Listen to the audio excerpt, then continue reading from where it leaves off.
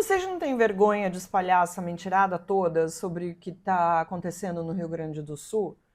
Sim, eu estou falando com vocês, que estão fazendo de tudo para piorar uma situação que já é desesperadora, espalhando mentira e caos. Que é isso que vocês estão fazendo. Vocês acreditam mesmo que o governo federal e o governo estadual não estão fazendo nada? Pensa bem. Porque, sério, se vocês acham que estão tentando apenas atingir a imagem do presidente, a imagem do governador, dos parlamentares, que, enfim, sempre tiram uma casquinha dessas desgraças todas, eu só digo uma coisa: ou você é muito burro ou mau caráter, ou os dois. A cada vez que você posta ou diz que civil salva civil, você está desmerecendo o trabalho de milhares de servidores públicos em diversas áreas que estão enfrentando alagamento, chuva na cabeça, frio, fome, cansaço. Centenas de bombeiros e socorristas que estão envolvidos nos resgates, médicos, enfermeiras, todos que são concursados em serviços essenciais de saúde. Essa rede de mentiras que se formou não atinge só o Lula, o Eduardo Leite, a imprensa que vocês tão detestam, mas os gaúchos que estão na linha de frente dessa desgraça que atinge o sul do país. Vamos lá, quem é que está tentando fazer a segurança no meio desse caos dos bandidos que se aproveitam que as casas estão vazias? A segurança pública, a polícia civil, polícia militar. Quem é que você acha que está nas estradas lotadas do estado? Polícia Rodoviária Federal. Tem gente deslocada dos seus postos de serviço para atender as demandas da população. Sim, o exército está lá. A gente sabe que vocês estão fazendo chacota, mas sabemos por que essa gente mentirosa, vocês, que passam o dia na internet espalhando notícias falsas, resolveu atacar o exército. Porque o exército, como instituição, não embarcou nessa aventura golpista do bolsonarismo. Então, não serve mais. Virou alvo, como todos que romperam com esse golpismo bolsonarista. Não estou falando, claro, daqueles generais, daqueles, né, do alto comando, gente, né, de altas patentes que vai se dar mal ainda. A galera vai para cadeia.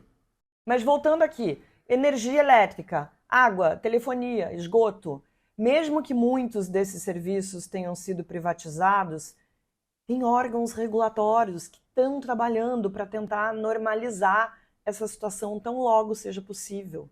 É tudo serviço público. Hospitais públicos, ginásios e escolas transformadas em abrigos. Quem você acha que é responsável por tudo isso? Os servidores públicos, gente. Assim como todos os serviços relacionados à administração, da justiça, dos agentes funerários. E se você não deu conta de que está atacando servidores que estão trabalhando sem parar, achando que, entendeu, isso só respinga lá no Lula, no Eduardo Leite, como eu falei, acordem. O Estado que você diz que não faz nada são milhares de pessoas comprometidas em salvar vidas, em devolver alguma dignidade para os desabrigados no Rio Grande do Sul. O Estado não é só o presidente, o governador. O Estado são pessoas que estão ficando invisíveis por causa das suas mentiras, seu discurso de ódio, pelo seu negacionismo.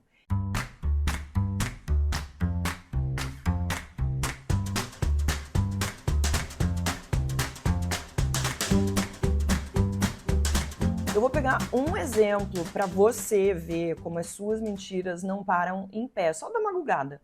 Uma das primeiras notícias usadas contra o governo e contra a imprensa era de que os caminhões estavam sendo parados por falta de nota fiscal e multados por causa de sobrepeso.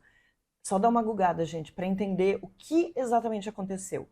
Meia dúzia de carretas de fato foram paradas e multadas. Sabe por quê? Porque os veículos estavam fora das especificações. E, veja só, os servidores públicos estavam cumprindo o seu trabalho. Não é possível. Não é possível que ninguém entenda isso. Vocês entendem, né? Mas vocês usam de má fé. O que aconteceu? Assim que chegou uma ordem de liberação, porque, claro, a gente está vivendo um momento excepcional, os caminhões foram liberados e isso não aconteceu mais. Mas isso está sendo usado até agora. É só você pesquisar, tem gente ainda usando esse tipo de informação que está tendo que ser desmentida sem parar, todo dia. Você imagina a energia que os governos, a imprensa que é séria, tem que ficar colocando para desmentir essas coisas. Uma energia que poderia ser focada para quem realmente precisa, no que precisa, em ver o que está sendo, o que está faltando. Mas não. Nós, jornalistas, somos sérios, a gente tem que ficar aqui dizendo que é mentira, que é um absurdo. Até o cavalo caramelo, gente, já foi morto por essas redes de desinformação. O cavalo segue saudável, está se recuperando, recebendo todos os cuidados, está com pelo melhor do que o meu cabelo, mas tem gente que diz que o cavalo foi morto depois do salvamento por falta de cuidado. Vamos lá de novo. Há milhares de civis envolvidos no resgate, no acolhimento das vítimas, na doação de alimentos por causa dessa enchente. A gente está falando de uma tragédia tão grande, que seria impossível depender apenas dos serviços públicos. E que lindo tem sido a gente ver a união das pessoas em torno dessa causa, que é uma causa de todos os brasileiros, não é mais só dos gaúchos. Eu não tenho um amigo que não tenha se envolvido, seja por meio de uma doação, seja arregaçando as mangas para carregar caminhão, seja oferecendo serviço de apoio psicológico. Eu tenho um amigo que fez uma rede. Então pensa um pouco, se é que você tem capacidade para pensar. Numa situação normal, muitas vezes o Estado falha ao oferecer serviço para a população. Não está certo falhar, mas falha. Agora, imagina quando no mesmo dia, na mesma hora, você tem cidades inteiras precisando de resgate, de um local seco, seguro, de roupas quentes, de serviço médico, de comida, de proteção. É claro que o sistema colapsa. É claro que precisamos de voluntários. É isso que a gente está vendo. Mas o que a gente também está vendo é um discurso vagabundo de que a iniciativa privada é mais eficiente do que o Estado. Em algumas coisas, Olha só, em algumas coisas eu acho que realmente é. E a discussão sobre quais serviços devem ser repassados para a iniciativa privada é essencial. Mas a gente sabe que não é esse o caso. O que a gente está vendo aqui é oportunismo. Oportunismo para dizer que mesmo os serviços essenciais como segurança, saúde, educação, não deveriam ser responsabilidade do Estado. É o discurso do Estado mínimo sendo promovido às custas de gente morta e de terra arrasada. Veja, gente, eu me identifico muito mais com a social-democracia, com o liberalismo, não esse neoliberalismo, mas assim, algumas coisas são dever do Estado. É um discurso oportunista porque o que a gente está vendo não tem nada de Estado mínimo. A gente tem Estado sim. Agora, o que a gente deveria estar discutindo? A gente deveria estar falando sobre os anúncios feitos pelos governos estaduais e federal, o enfrentamento, se está sendo bem direcionado ou não, se a gente tem planos em curto, médio e longo prazo para começar essa reconstrução quando ela puder ser feita. A gente ter subsídios, ter informação para sim fazer as críticas que devem ser feitas e cobrar os políticos que devem ser cobrados. Veja, me parece óbvio que governos devem ser cobrados, mas essa política que está sendo feita pela oposição é suja, rasteira, não atinge apenas aqueles que estão em cargos públicos no executivo, mas todos os servidores, concursados que estão na linha de frente dessa devastação no Rio Grande do Sul. Isso não quer dizer que não haja mentira do outro lado, da esquerda. Tem um vídeo em que uma suposta gaúcha pede desculpas aos nordestinos por ter... O vídeo foi feito por uma influenciadora no TikTok, que não é gaúcha, e disse que não tem nada a ver com as tragédias do Sul. Isso é só um exemplo do que eu vi nos últimos dias, mas que alimenta essa guerra de narrativa.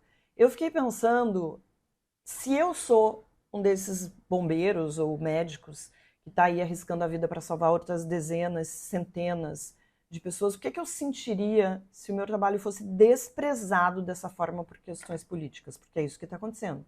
Essas pessoas também estão vivendo tragédias que vão ficar marcadas, gente, na alma.